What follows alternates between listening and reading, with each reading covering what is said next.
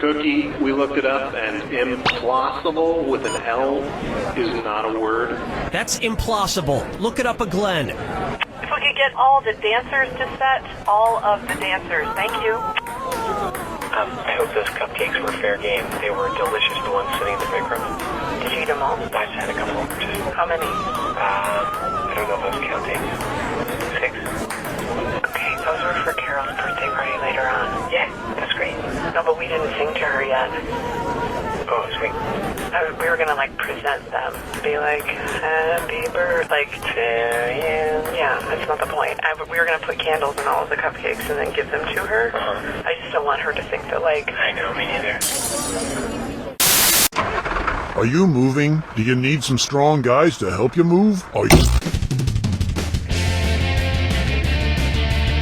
Hi, I'm Cookie Masterson, and that was the parrot I bought that has the same exact voice as me.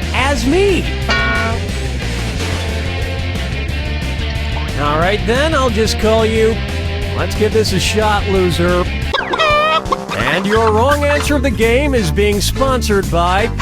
Land McDally's Incorrect Maps. They'll get you to the general area of where you need to go.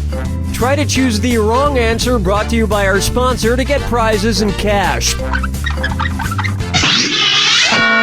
Alright, let's get this party started.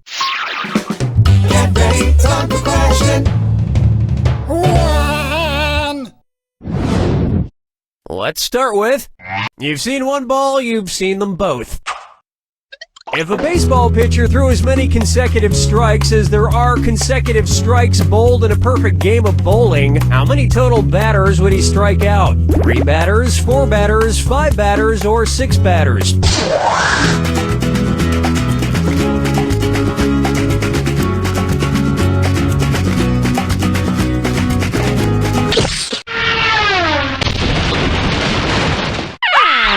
Smart people choose this.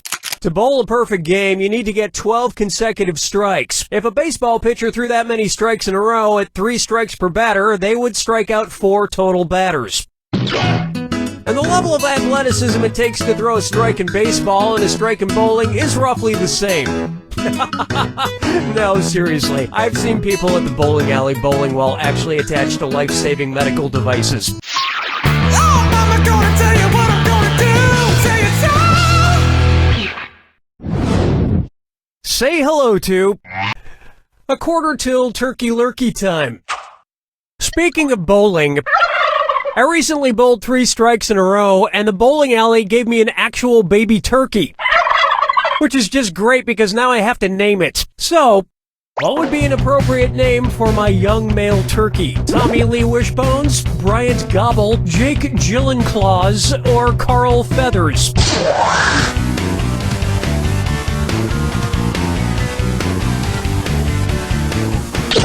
Oh, this is gonna hurt because I bet you really think you're right with this one, but you're not.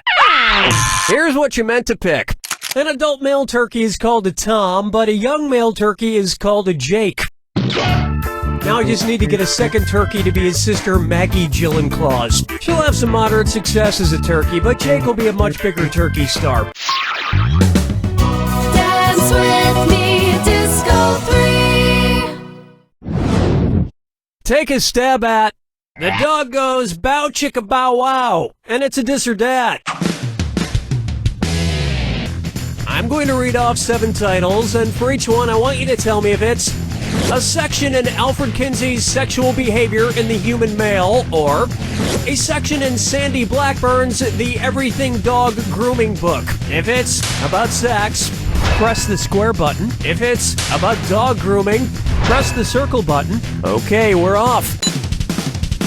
Techniques in petting. Start 'em young. Animal contacts. Smooth trends. Now where did I put that? Careless. Itchy rear.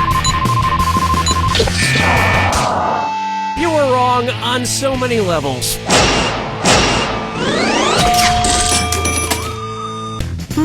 It looks like they both have a chapter titled Fluffing.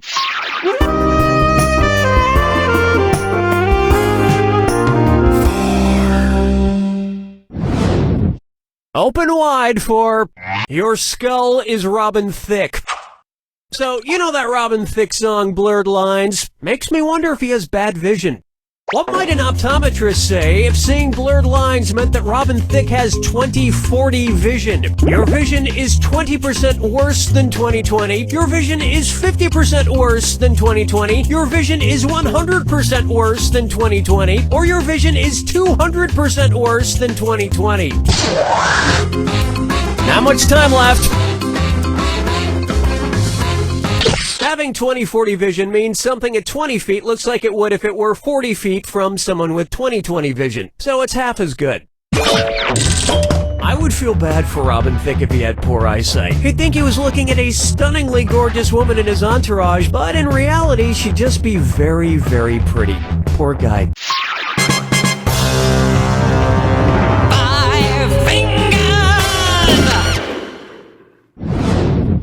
Take a good look at Special Delivery. I'm expecting a food delivery any second now. No, that should be it. Although the sound is coming from this suitcase. Special delivery for Cookie Masterson. One's made of skin, one's made of wood, so who's the dummy? Not me. Billy, I sure hope you didn't mess up my pizza order. No, Trottlin. I just guessed what you trottedly ordered. Statistically speaking, what is the most popular pizza topping in America? Not counting cheese. Mushrooms, bacon, pepperoni, or green peppers.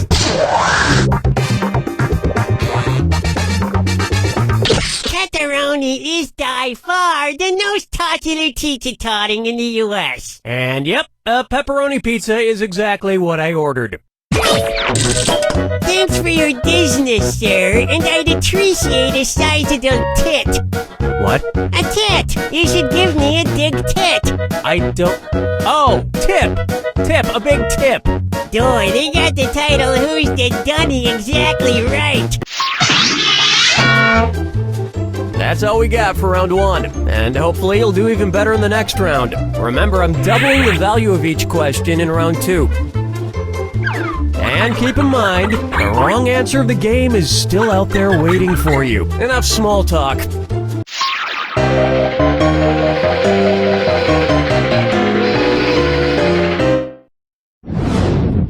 Coming up, literacy for her.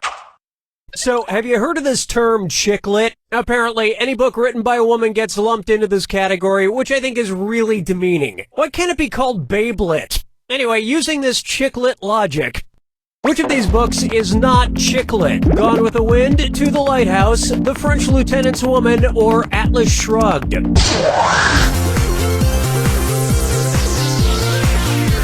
One right answer coming up.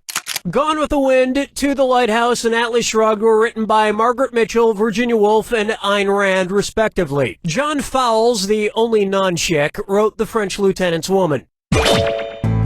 John Fowles' work belongs in the great genre of prose known as lit. Atlas holds up the world, but you just drop the ball. But that lets you pick up an incorrect map of America from Bland McDally's Incorrect Maps, because geography. This wrong answer of the game is worth $8,000 for you. Nice job. Question 7. Get up and shake your monkey bang. Up next, rhythm method acting. You know how people tell actors to break a leg? Well, which actor might have been able to play his role more realistically if he had actually literally broken a leg? Cary Grant in North by Northwest, Jimmy Stewart in Rear Window, Orson Welles in Citizen Kane, or Gregory Peck in To Kill a Mockingbird? If he wanted to be all method actor, Jimmy Stewart could have broken his leg in real life to better portray his character in Rear Window, a man with a broken leg who spied on his neighbors with a camera. So, if you have a broken leg and you spy on your neighbors, it's considered a classic movie. But if your leg isn't broken, you're some kind of pervert. Whatever. Follow me down to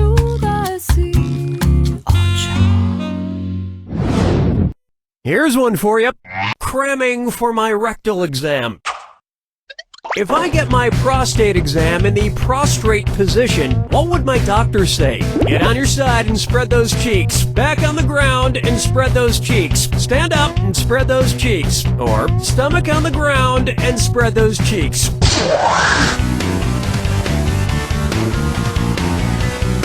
Watch the clock. Good effort. Good effort. Want to see the right answer? Prostrate is a position where you're lying flat on the ground with your face downward. That seems really uncomfortable, but I don't know why exactly. I can't quite put my finger in it.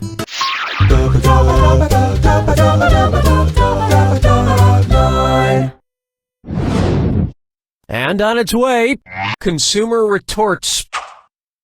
If there were a new edition of the book Eat, Pray, Love that specifically targeted primary consumers, what would it be called? Eat Plants, Pray, Love, Eat Meat, Pray, Love, Eat Plants and Meat, Pray, Love, or Eat Sunlight, Pray, Love?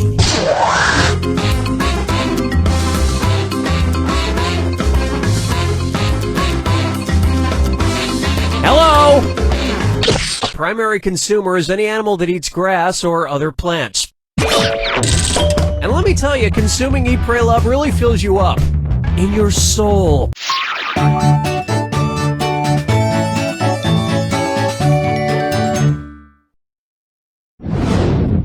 Here's a good one. Auto-tuning.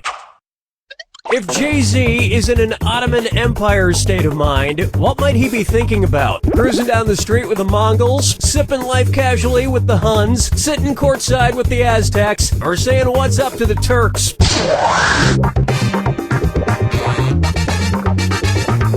Hey, it's a hard knock life. Deal with it.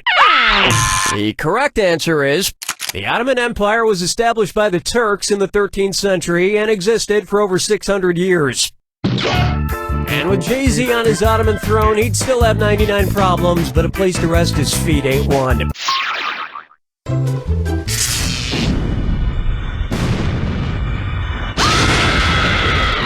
Welcome to the attack.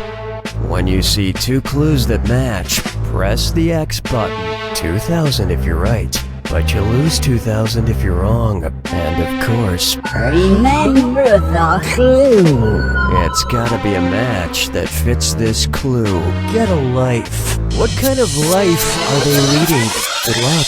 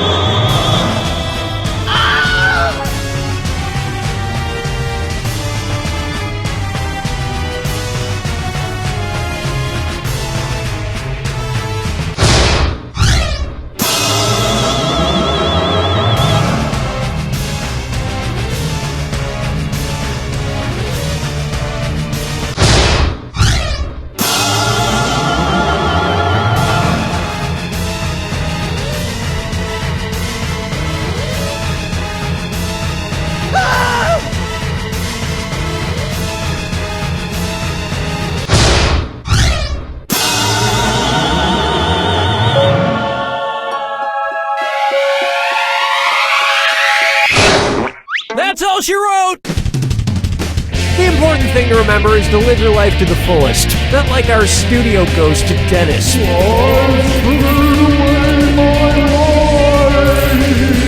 Hey, nobody likes the whiner, Dennis.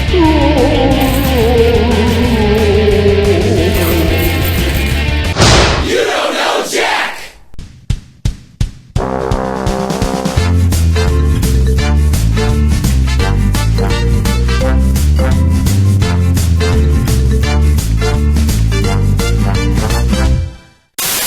Don't Say Pajamas is the new game show that's taken the world by storm. Hosted by none other than Terry St. Pancakes. The only rule of this game is not to say the word pajamas. Mr. Edgar Loudshoes, come on down. I can't believe I went Don't Say Pajamas! What was that? You said pajamas. Now please sit down. Uh-oh. Remember, don't say pajamas. What do you call clothes that you sleep in? Ooh, pajamas? Nuts! Don't say pajamas. A word that rhymes with bojamas. Well, it's not pajamas. Poop. Literally all you have to do to win is not say pajamas. Remember, in the final round, you are still not allowed to say pajamas. Then I'm gonna go with my gut and say pajamas. Fudge Pug! Catch all the action here on Don't Say Pajamas! You all have to leave. Hi, I'm Mike Builder, General Manager of Jackbox Games. We've been hard at work coming up with new ways that you and your friends and family can play You Don't Know Jack. Don't have a lot of game controllers? Not a problem, because you can play this very game using your phone or tablet as a controller. But that's just the beginning. In the coming years, it's my hope that instead of using a regular controller, you'll be able to play our games using a regular TV remote, a calculator, a block of wood with buttons crudely drawn onto it, or even a garage door opener. But why stop there? We're hard at work making game controllers out of shoes, coffee table books about Paris, electric toothbrushes, farts, family pets, and maybe someday your own mind. My coworkers tell me that most of these are technically impossible, but we already have it working on phones and tablets, and luckily I don't entirely know what the word impossible means. I think the word possible's in there somewhere, so that sounds promising. So if you love You Don't Know Jack, hopefully you'll eventually be playing our other games like Fibbage and Everybody Help Grandma, using just a half-eaten turkey sandwich as a controller. I'm Mike Builder, and I don't even know what I'm saying anymore.